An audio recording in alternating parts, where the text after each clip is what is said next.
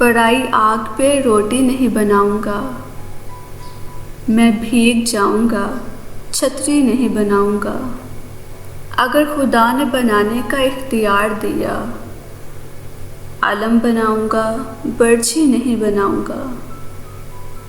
फरेब दे के तेरा जिस्म जीत लूं, लेकिन मैं पेड़ काट के कश्ती नहीं बनाऊंगा।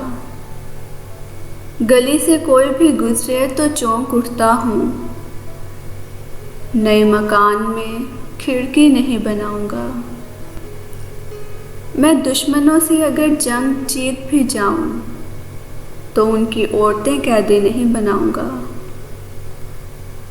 तुम्हें पता तो चले बेजुबान चीज़ का दुख, मैं अब चिराग की लो ही नहीं बनाऊंगा।